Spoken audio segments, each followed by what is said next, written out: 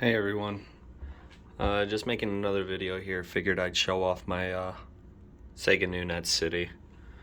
So this is it. It is a Sega New Net City. That's the second generation of the Net City cabinets.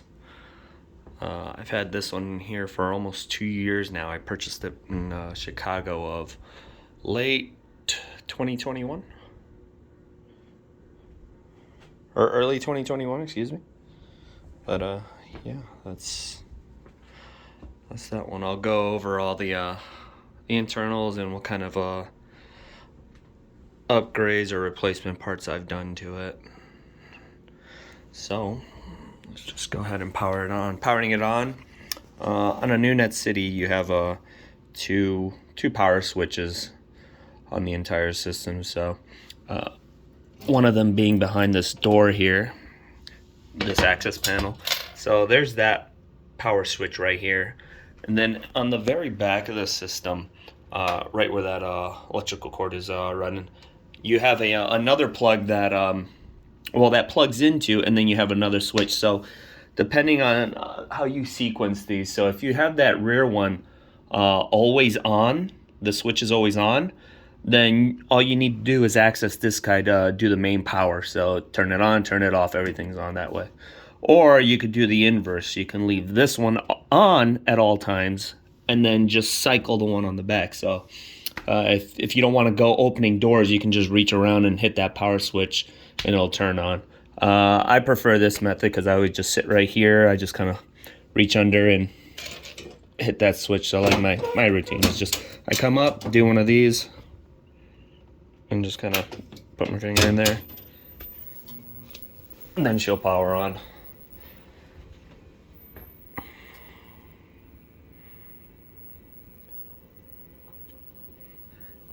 Takes a good second to boot up. You'll see the monitor just kind of flash on and off with that no signal right there for a couple cycles. But once we do get on, we'll just get sent to the Naomi 2. This is a Naomi 2 loaded in there, by the way.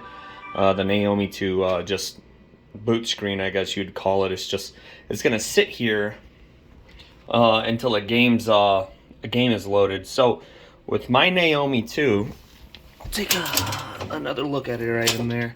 What my Naomi 2 setup is, it's a net dimm setup. So if you've ever heard of that, I'll show you it right here. One second. So I've got a Naomi 2 with a dimm that connects into a Raspberry Pi. And then on this Raspberry Pi I have all of the Naomi games and the Naomi 2 games, and then a few Thomas Wood games loaded on there. So I can select from this little Raspberry Pi what games I want to play. The better method here is I have a spare cell phone that I just have access to the Raspberry Pi load up. I just select my games from here. So I'll just do one of these, select a game. You'll see sometimes I gotta do it like a few times. So let's try it one more time. There you go. So yeah, you just kind of cycle through that list of games, find something, hit launch game, and then Naomi does another reboot of loading that game into memory. With games like Tetris, such a small game, it takes a few seconds to load. But if you go for much larger games like Rhythm Heaven, that'll take a good, 2 minutes to load. And then once you're within the game, it has another loading screen. It just kind of varies depending on the game for load times. Yeah, so I primarily play Tetris on here, really. It's really what all it is for. I don't really play too much else. I just like Tetris. But it's just a standard cabinet itself. The cabinet itself, there's only been a couple modifications done to it. The first thing I did was change out the speakers. The original New Net City speakers were, I guess, kind of tinny, I guess you would call it. So I ended up putting a couple Pioneers in there. One of the biggest concerns everybody had with swapping out the original speakers was that um, the New Net City speakers are shielded, so they don't allow for like any interference. Um, so people were concerned that changing out into new speakers with no shielding would kind of screw up the picture on the bottom of the screen there. But I can tell you, I ran a single original speaker here, then the new speaker here. I saw no difference on either side of the picture. So I put the new speakers in, and it's a significantly better sound. But and the picture looks so good on these monitors. The pure flats are, in my opinion at least, probably the best example of CRTs. They are just absolutely gorgeous. Um, yeah, so I did speaker changes in there. Another thing, so we have this unused, like on a New Net City, this area here, whatever this is supposed to be, it's a plug for something. I don't know what it's for, but it's completely unused. So I ended up pulling that plug out and putting a momentary switch in its place. So now this doubles as a credit button. So the coin slot works, but the credit button works as well. So originally, like before I had this in there, I don't really like to put coins in because, truth be told, I lost the key for the for the bucket in there, so I don't want to have to keep going back and forth fishing for the coins. What I would do originally is go into the test menu, and then have to change the game to free play every single time I loaded a game. It just takes time and it's annoying, so I figured this was the best route, and sure enough, it's so much faster and easier. And it's a super easy mod. I'll show you. So it's just a momentary switch. This line leads down into this setup here. So these are the lines for the coin mechanism there. I just tied them into both the, I think that's just a power and a ground. And that's it. It worked. Really nice setup. I like it. So, another thing I got underneath there, I have the extended remote board. So let me do this one more time. That's an extended remote board right there. It allows for the secret test menu on the Toshiba flat panels. Let's see if I can, yeah. Lets you do like much more accurate color adjustments and geometry adjustments outside of just the standard, size and positioning for horizontal and vertical, and then contrast and brightness. So that's been replaced. Again, there's my Raspberry Pi. I had a kick harness installed for my 2-player setup. Then my my wife's idea of some decoration. I still haven't gotten any instruction panels for this guy, and it's still bare up there as well for the marquee. I'm not sure what I want on this. Had it for almost 2 years and I still haven't decorated it. But yeah, if we go back down here where the Naomi is, you'll see I have a lot more things down here, a lot of wiring going on. So what's happening here is I also have a Mister installed in here. So a Mister FPGA setup.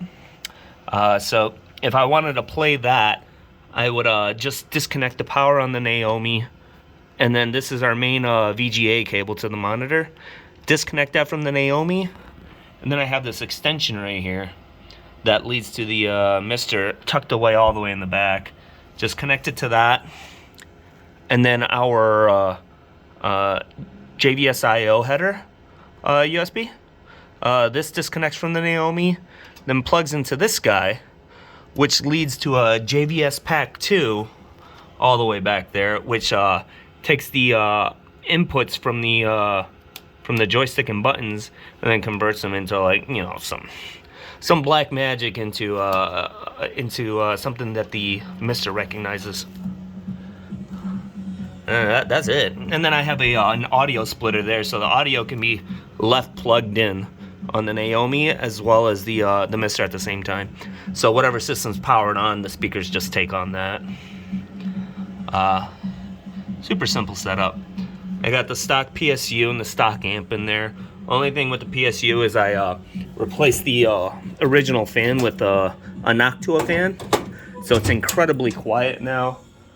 The old fan was way too loud. Then just sun with buttons and a joystick. Then just some little Sega decorations all over the place. My wife again. We do like Sega a lot. But yeah, this one's right here in the living room. So we can just turn this guy on and play whenever we want.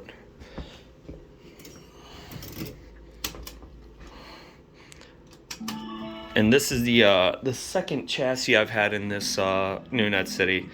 The original chassis I had to send out for recapping and then some just general maintenance on it. I was having issues adjusting picture settings.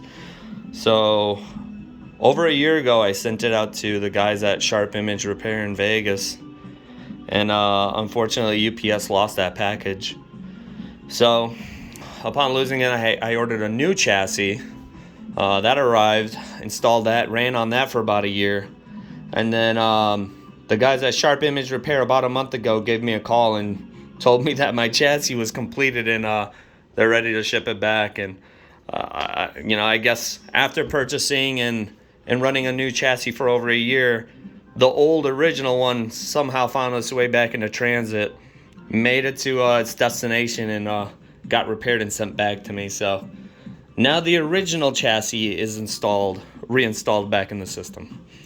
Yeah, it's a crazy turn of events, but yeah, that's my Sega New Net City. I'll follow up with another video. I've got another cabinet in the office, a G Balance, but yeah, just wanted to show this off. Any questions? If you guys want to see anything more in depth, let me know. Wouldn't mind posting more videos.